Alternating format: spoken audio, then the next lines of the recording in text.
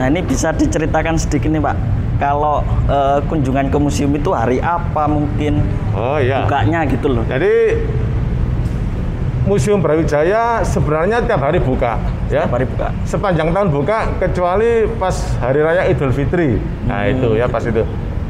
Ini berhubung bangsa Indonesia dan di Kota Malang sekarang itu lagi pandemi COVID-19, makanya bukanya Senin sampai Sabtu. Sampai ya. Sabtu. Sabtu pun sampai jam 1. Untuk sementara, sekali lagi untuk sementara hari Minggu libur ya. Ya, kita menyesuaikan dengan lingkungan yang ada ya. Jadi untuk sementara, bukan seterusnya ya. Untuk sementara hari Minggu libur. Jadi setiap hari buka jam 8 sampai jam 3 sore ya. Jam 8 pagi sampai jam 3 sore ya itu. Nah, sekarang kita berada di lokasi yang kedua ya. Ini ada foto-foto Bapak Panglima yang pernah memimpin di Jawa Timur. Oh, ini yang di Jawa Timur ya? Ya, mulai pertama sampai dengan yang sekarang. Ini tadi yang saya sampaikan, Brigjen TNI Surahman, ya. Nah inilah beliaunya, Pak Surahman ini yang punya ide atau gagasan mendirikan museum saat itu ya. Tahun 1962, ya beliau. 5 tahun kemudian bisa terwujud gagasan itu tahun 1967 dengan dibangunnya gedung museum ini dan mendapat bantuan dana dari seorang pengusaha hotel dari Pandaan sana ya, Pak Surahman. Ya beliau ini yang meresmikan Bapak Kolonel Dr. Suwondo ya ini. Oh yang ini Pak? Ya ini Bapak Kolonel Dr. Suwondo ini yang meresmikan Museum Brawijaya 4 Mei 1968 dan diberi sesanti atau semboyan Citra Utapana Cakra ya, yang berarti sinar yang memberikan kekuatan. Terus pejabat yang sekarang, nah ini Pangdam ya, Pangdam yang sekarang Majen TNI Suharyanto ya, ini Pangdam yang sekarang. Nah, terus berikutnya ini ada relief yang menceritakan daerah penugasan pasukan Brawijaya ke beberapa wilayah di Indonesia dan juga ke luar negeri ya. Ke luar negeri itu tergabung dalam pasukan perdamaian dunia PBB. Ada yang ke Mesir, ada yang ke Kongo. Jadi daerah penugasannya itu tidak hanya di wilayah Jawa Timur saja, Pak, ya? Ke seluruh wilayah Nusantara ya. Di Irian, di Sulawesi, Kalimantan, Sumatera dan juga di Timur Timur. Kenapa? Memang betul bangsa Indonesia merdeka 17 Agustus tahun 45, betul ya. Tetapi setelah merdeka bukan berarti kita saat itu tidak punya masalah. Kita masih menghadapi banyak pemberontakan itu. Pemberontakan baik itu yang dari luar negeri atau dari dalam negeri ya. Contohnya pemberontakan PKI saat itu ya. Ya. Jadi saat itu meskipun kita sudah merdeka tapi masih menghadapi beberapa peristiwa-peristiwa di dalam negeri. Ya. Oleh karena itulah pasukan Brawijaya ikut ambil bagian ya untuk mengamankan kedaulatan wilayah NKRI, Negara Kesatuan Republik Indonesia. Terus berikutnya ini juga ada relief. Relief ini yang menceritakan wilayah kekuasaan Kerajaan Mojopahit ya. Oh yang ini ya, Pak. Kerajaan Mojopahit. Kalau ini di relief Borobudur kalau nggak salah ini. Ini perahu Hongi ya. Ya jadi dulu kita memang sangat terkenal dengan negara maritim ya. Jadi wilayah kita sangat luas, lautnya sangat luas. Bahkan negara Indonesia itu negara kepulauan terluas di dunia ya. Jadi wilayahnya sangat luas sekali, ribuan pulau-pulau yang ada di Indonesia. Bahkan ribuan juga yang belum diberi nama ya, karena banyak sekali pulau-pulau yang betul Pak. Terus berikutnya ini ada foto-foto Bapak Wali Kota Malang ya. Dari yang pertama Pak, pertama sampai yang sekarang. Dari Busmaker. Ya.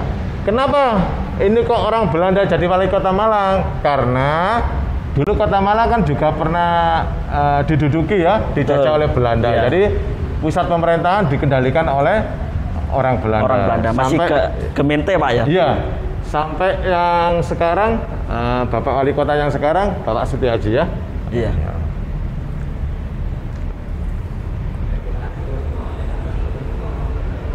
Selanjutnya kita langsung masuk ruang 1 ya. Ya, Mas. Mari. Monggo.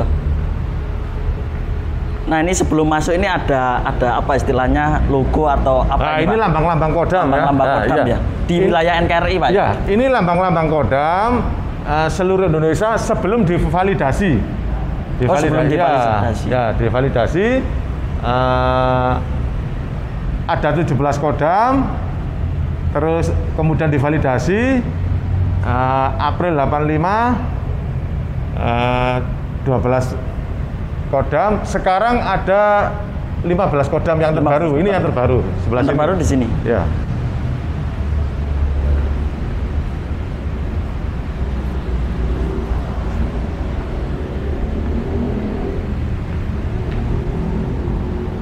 Nah, ini yang terkini ya, yang sekarang ini. Nah, di Indonesia ada 15 Kodam ya.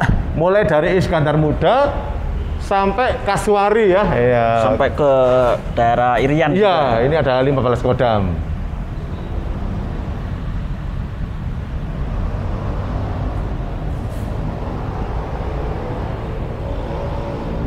Mari kita masuk ruang 1.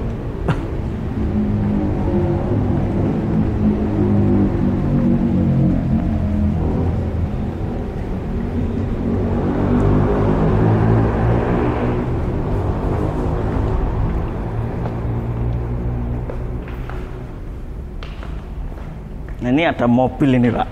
Ya, ini namanya mobil De Soto. De Soto ya. Mobil De Soto, mobil ini buatan Amerika Serikat, pernah digunakan oleh Bapak Sungkono ya, pada saat beliau menjabat sebagai Panglima Divisi 1 Jawa Timur tahun 1948 sampai dengan 1950.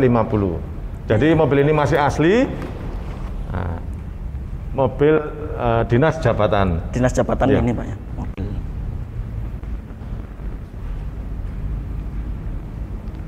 Terus berikutnya ini ada alat-alat kedokteran yang pernah dipakai oleh Dr. Hadiono ya pada saat terjadi pertempuran di daerah perbatasan Surabaya dan Mojokerto saat itu.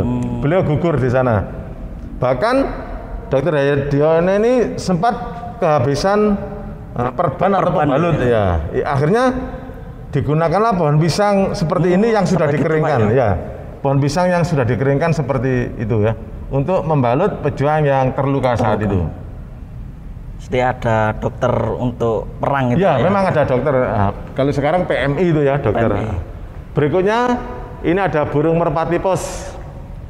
Jadi burung merpati pos ini pernah digunakan oleh pejuang kita di daerah Lamongan, Bojonegoro ya, Cepu dan Blora serta Surabaya sebagai sarana atau alat untuk berkomunikasi. Pengantar surat. Ya, pengantar surat. Nah, tentunya dalam mengantar surat dipakai bahasa yang mudah dimengerti ya. Ya, tidak terlalu panjang atau bertele-tele ya. Artinya mudah dipahami. Atau mungkin ada kata-kata sandi gitu. Bisa jadi ya. Bisa jadi seperti jadi itu. Ada mudah dipahami oleh pejuang kita di tempat-tempat yang lain ya. Terus berikutnya ini juga alat radio komunikasi. Ini alat komunikasi. Ini digunakan oleh pejuang kita di Surabaya, bisa berkomunikasi kepada sesama pejuang paling jauh jaraknya 12 km. Oh ya? Ini Pak ya? Ya, paling jauh 12 km. Kenapa demikian? Ya. Karena kemampuan teknologi atau alat ini saat itu maksimal 12 km. Tidak seperti sekarang ya. Ada namanya handphone. Nah, itu kita bisa jaraknya ribu-ribu kilometer ke seluruh wilayah Nusantara pun bisa ya. Nah, kalau dulu memang terbatas gitu, sekali ya, teknologi terbatas. Jadi 12 km.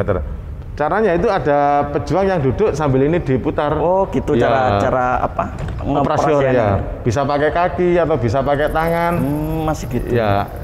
Nah, kalau orang ahli teknik ya, bisa mengerti lah. Selanjutnya kita jalan.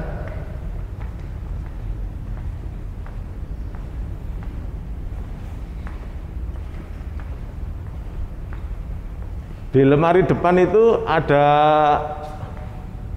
beberapa koleksi sumbangan dari keluarga Bapak HR Muhammad Mangundiprojo ya. Oh, yang ini Pak ya? Ya, ini adalah semua ini adalah sumbangan dari keluarga Bapak HR Muhammad. Ini tahun berapa ini Pak pakaian seperti ini Pak?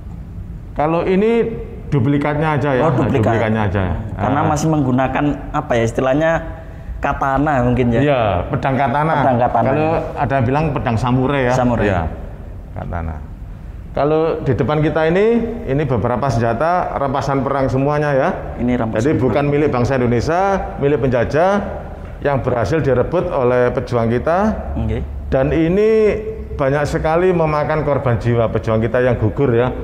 Jumlahnya berapa tak terhingga ya. Karena saat itu bangsa Indonesia, pejuang kita menggunakan bambu runcing atau senjata yang lain yang sangat sederhana. Sedangkan pihak penjajah atau Belanda saat itu menggunakan senjata jenis ini. Jadi secara akal memang tidak seimbang ya.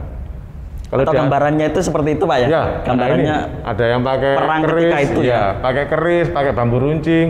Ya masih. Yang ada yang pakai senjata, cuma ya 1-2 aja lah. Karena mungkin dulu masih rampasan itu. Ya, pakai rampasan perang. Ini lukisan peristiwa perang 10 November di kota Surabaya. Ya.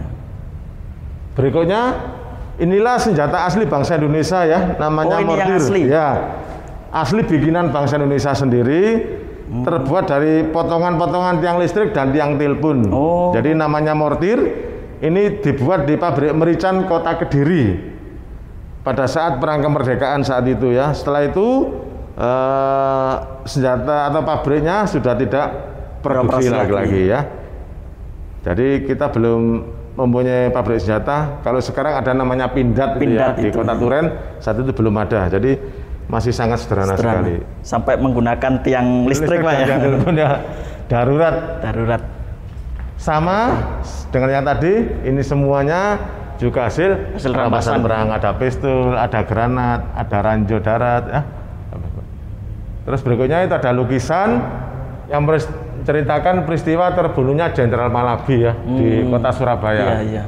Jadi inilah awal kenapa terjadi perang 10 November ya. Jadi dengan peristiwa terbunuhnya Jenderal Malabi inilah akhirnya tentara sekutu atau Inggris sangat marah kepada bangsa Indonesia ya, khususnya kepada arek-arek Surabaya ya. Karena saat itu belum ada seorang Jenderal Pol dari sekutu atau dari Inggris yang meninggal pada saat pendudukan bangsa-bangsa di Asia ini. Cuma di Indonesia atau di kota Surabaya ya ada jenderal yang sampai meninggal oleh pejuang kita. Beliau setelah berunding keluar ya, naik mobil dan mobil itu dilempar bom atau granat oleh pejuang di Surabaya. Dan peristiwa itu terjadi di jembatan ya. Ya kalau sekarang jembatan merah itu ya. Ya terkenal dengan nama Jembatan Merah sekarang itu. Di atas jembatan itulah bomnya terbakar ya, dan beliau meninggal. Terus berikutnya ini ada meja kursi. Nah inilah meja kursi yang digunakan berunding oleh Jenderal Malabi tadi di dalam hotel ini. Ya ini meja kursi inilah yang mana saat itu hadir Bung Karno, Bung Hatta dan Pak Sungkono ya. Bung Karno, Bung Hatta dan Pak Sungkono dan juga Jenderal Malabi duduk di sini. Ini terjadi pada tanggal 29 Oktober tahun 45.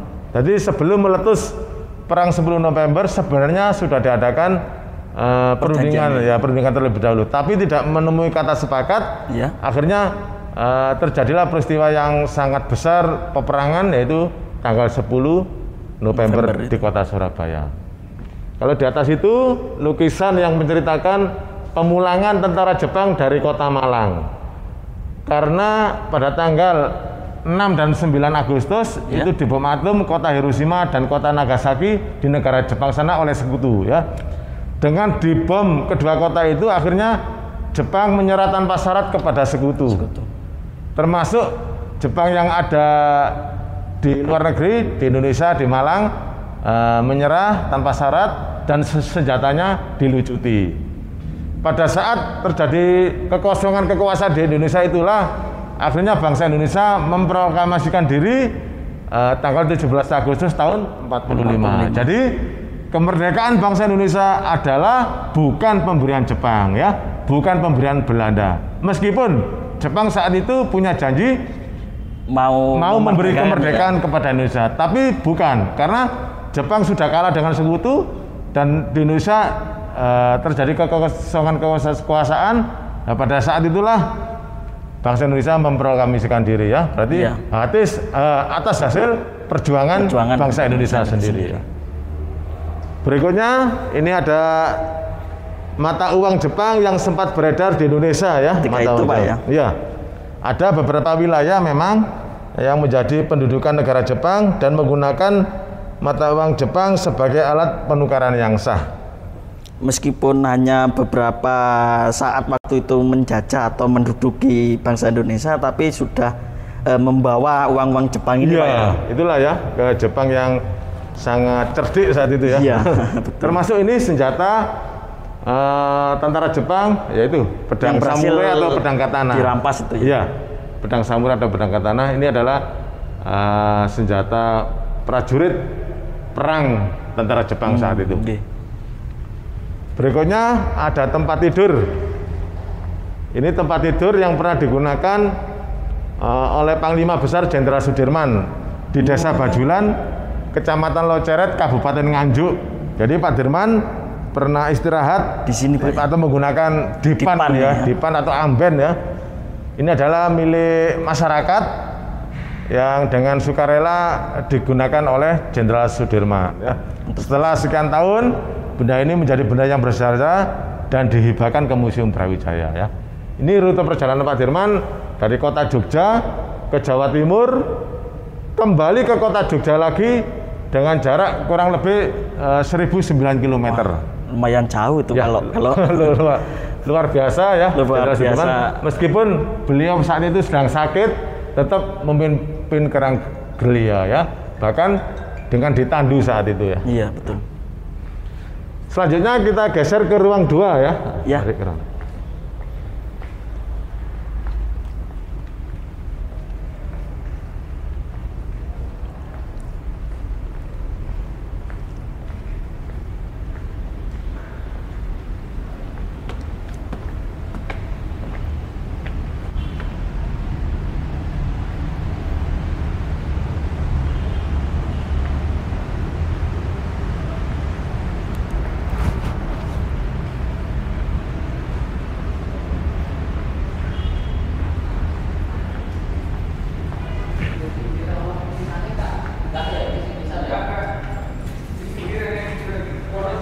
Ya, sekarang kita sudah berada di ruang 2. Ruang 2 ini ya, mengoleksi benda tahun 1950 sampai dengan sekarang ya.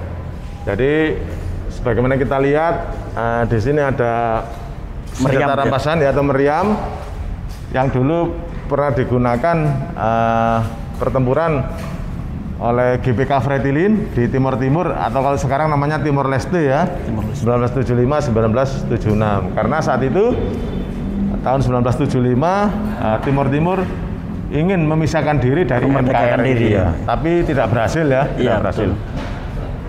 Kemudian pada tahun 1999, tahun 2000 kemarin, di sana terjadi jajak pendapat atau referendum ya, yang mana akhirnya sesuai dengan hasil jajak pendapat atau referendum tadi, Timur Timur akhirnya merdeka ya, dan sekarang sudah menjadi negara sendiri atau negara yang berdaulat. Yang dulu bagian dari Indonesia, sekarang sudah menjadi negara sendiri ya. Itulah ya perjalanan Timur Timur sampai sekarang ini. Dan ini juga rampasan di Timur Timur. Kalau di gereja ini untuk pembaptisan ya, iya pembaptisan. Jadi tapi di sana saat itu beralih fungsi, digunakan bersembunyi 2 prajurit dari Kostrad pada saat terjadi peristiwa pertempuran di kota Dili. Sehingga prajurit tadi selamat sebelum bantuan yang lain datang ya, akhirnya selamat 2 prajurit tadi. Berkat ini Pak, berkat ya, bersembunyi di dalam ini ya. Ini kan dari baja ya, jadi sangat tebal ini ya, sangat kuat sekali. Kalau ditembak ya nggak bakal tembus ini. Ya betul. Ya.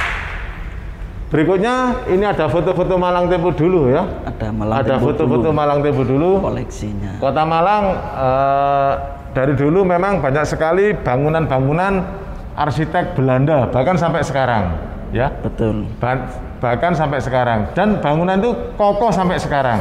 Itulah kelebihan bangsa Belanda, kalau membuat bangunan itu memang sangat kuat sekali ya, yang umurnya ratusan tahun. Dan beberapa bangunan dari dulu sampai sekarang tetap. Misalnya ini ada Hotel Pelangi ya. Iya. Nah, konstruksinya dari dulu sampai sekarang kan tetap ini ya, seperti masih ini sama ya. Seperti itu. Terus ada juga Balai Kota Malang. Nah, ini ya. Iya, betul. Balai Kota Malang ya tetap juga ya. Dari dulu sampai sekarang masih tetap. Sebelum bumi hangus, Pak. Iya. Ini kan sekarang sudah menjadi benda cagar budaya. Betul. Ya, benda cagar budaya yang kedudukannya dilindungi oleh undang-undang. Terus berikutnya kita jalan. Nah, ini ada benda-benda rampasan perang dari Timur Timur atau Timor Leste pada saat terjadi operasi Seroja di sana ya, 1975-1976. Dan ini nama-nama prajurit yang gugur ya. Dari Kodam dari Brawijaya. Iya, nah, dari Jawa Timur ya. Jawa Timur. Ya, dari Brigif ya. Terus berikutnya di sini ada benda-benda rampasan perang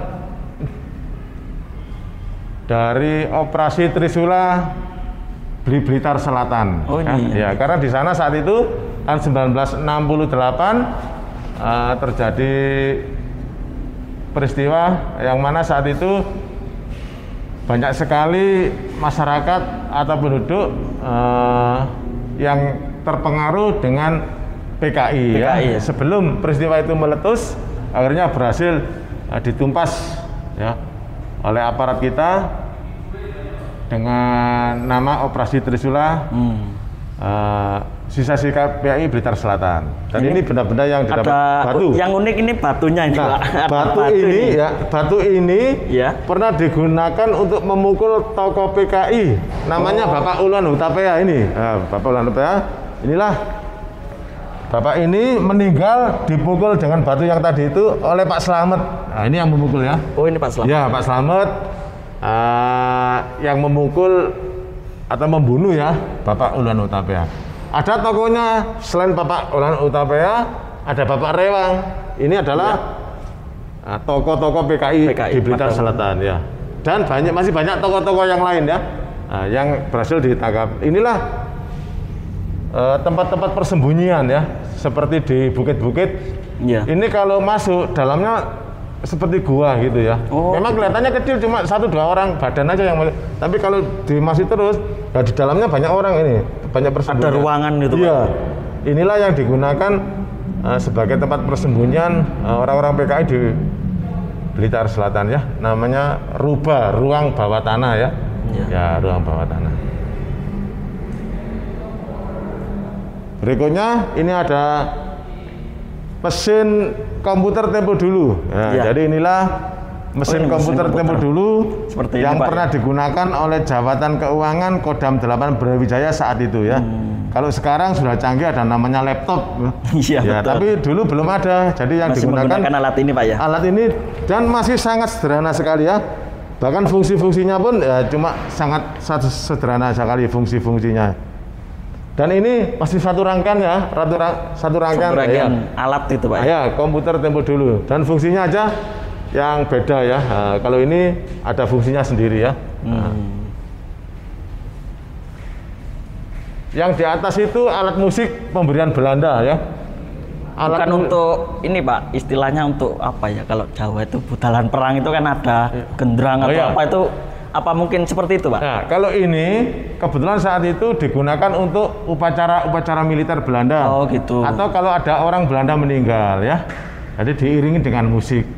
Makanya kalau sekarang ada orang meninggal diiringi dengan musik, sebenarnya itu adalah warisan budaya Belanda, tapi tidak melanggar norma atau aturan yang ada di masyarakat. Jadi masih banyak yang menggunakan seperti itu. Tapi sebenarnya itu adalah warisan budaya Belanda ya. Di ruang 2 sudah selesai. Sekarang kita ke lokasi yang terakhir ya, di halaman tengah. Di halaman tengah. Ada gerbong maut dan perahu segigir ya. Dan gerbong maut ini merupakan salah satu masterpiece ya, atau ikon di Museum Brawijaya, gerbong maut ya. Mari kita ke sana.